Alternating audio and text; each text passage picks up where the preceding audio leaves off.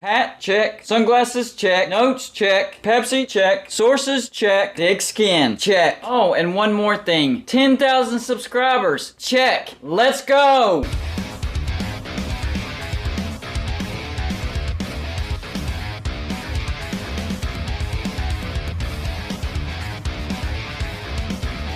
Hey, welcome back to Golden Blue Dude with your humble host, Golden Blue Dude. And if you're a diehard college football fan, this is the place for you. Go ahead and hit the like and subscribe button because that's all we do here. Quick reminder, I do now have a P.O. box, so you can send me stuff to display on my back wall. So represent your team and send your gear to P.O. Box 360, Liberty, South Carolina 29657. Today's one of my more busy days, so I had to do another car video. It's actually been a while, so it's about time to do a car video. I'm in the line waiting for my kids to get out of school. There's a lot of people around me wondering what the heck I'm doing. I'm doing a video. That's what I'm doing. That's what I'm doing. This is a video. Man, I heard a crazy rumor today. I heard that Notre Dame is actually willing to vote to break a grant of rights to the ACC. I didn't even know they had a vote, but apparently they do, and they're willing to vote to break them. That changes a lot of things. The biggest thing that screams to me is they're interested in the Big Ten possibly. And if they are interested in the Big Ten just changed the game. That would be a huge domino for the Big Ten. That would be a huge domino for the ACC in a bad way. I'm hearing that Clemson, Florida State, North Carolina, Virginia, and even Virginia Tech and Miami are also willing to vote to break the grant of rights for the ACC. That's a total of 7 teams. Notre Dame, Clemson, Florida State, North Carolina, Virginia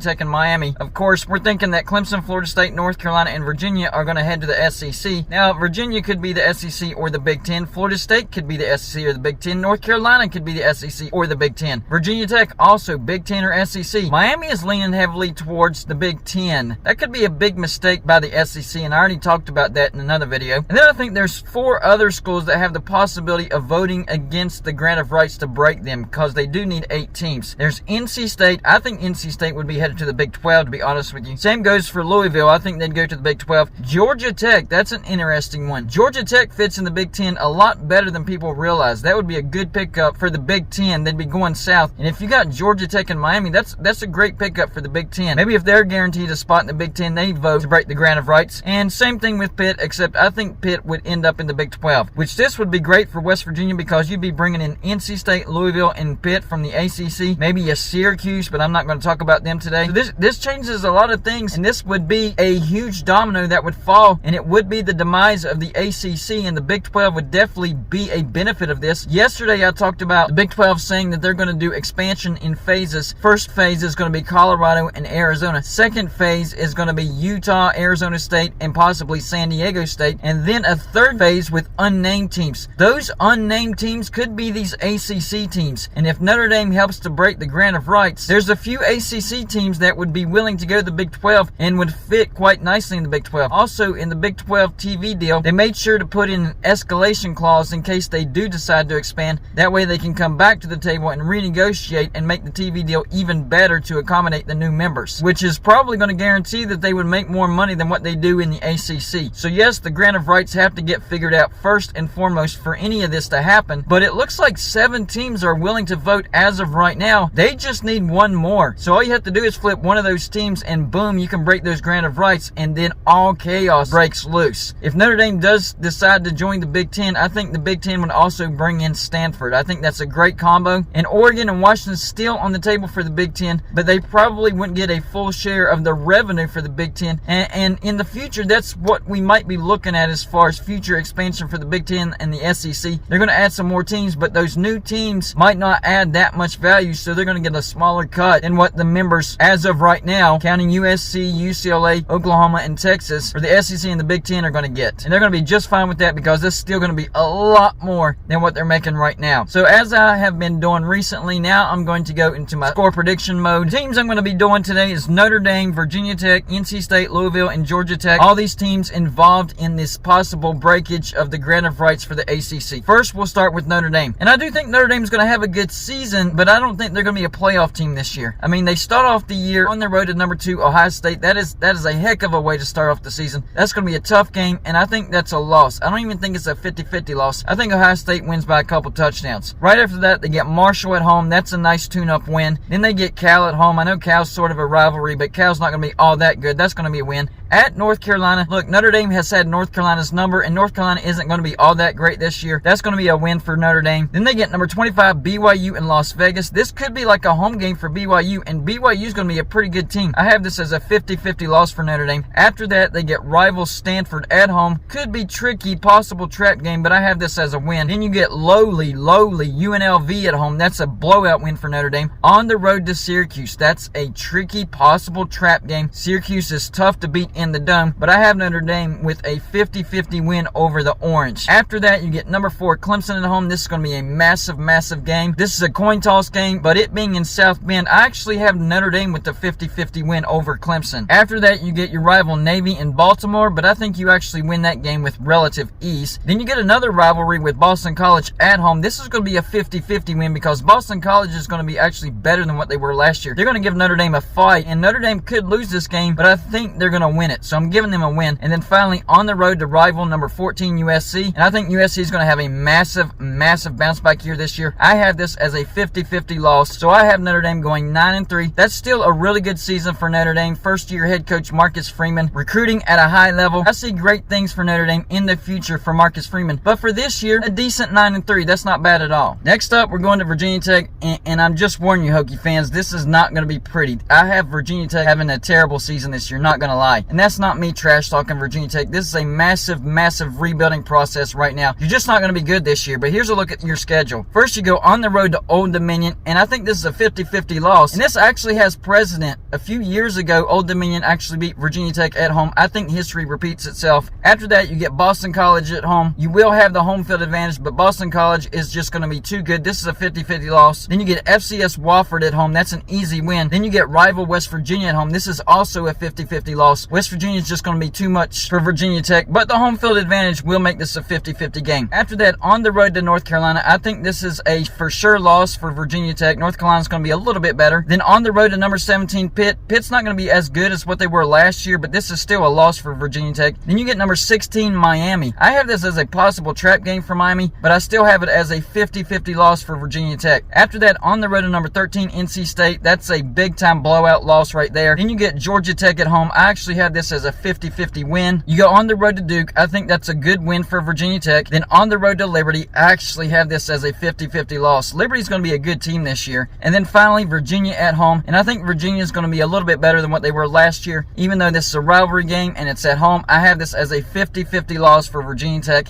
Yikes. I have Virginia Tech going 3-9. And even if I'm a couple of losses and wins off, I don't think Virginia Tech makes a ball. Sorry, Hokie fans. No offense, but this is not going to be a good year for you. Next up is NC State. I think NC State is in for a pretty good year. And maybe if the ball bounces their way, they actually have an even better year than what I'm predicting. Their defense is going to be one of the best in the ACC, and their offense is going to be much improved. That first game, though, on the road to East Carolina, I have it as a 50-50 win, but that very well could be a 50-50 loss. After that, FCS Charleston Southern, that's an easy win. Then Texas Tech at home. I think you get a decent win over Texas Tech by a couple touchdowns. Then you get UConn at home. That's a blowout win. Then on the road to number 4 Clemson. Sorry, NC State fans, I don't see you going on the road and beating Clemson. Last year, the game in Raleigh, Clemson had a down year. You had a good team, and it still took everything you had to take them to overtime and barely beat them. After that, you get Florida State at home. That's going to be a win. Then on the road to Syracuse, I think this is a trap game. Syracuse is difficult to beat in the Dome. It's going to be in the middle of the year. I have this as a 50-50 loss for NC State. But after that, I think you have a blowout win over Virginia Tech. Then you get number 22 Wake Forest at home. With them losing their starting quarterback, this should be an easy win for NC State. Then you get Boston College at home. Could be a possible trap game, but I have this as a 50-50 win for NC State. Then on the road to Louisville, could be a possible trap game, but I have it as a 50-50 win. And then, of course, on the road to your rival North Carolina, just because it's a rivalry and it's on the road, I have it as a 50-50 game, but still a win. So I have NC State going 10-2, and since the ACC is still in divisions this year, NC State needs Clemson to lose 3 conference games because I have NC State losing Clemson head-to-head and Syracuse. Next up is Louisville.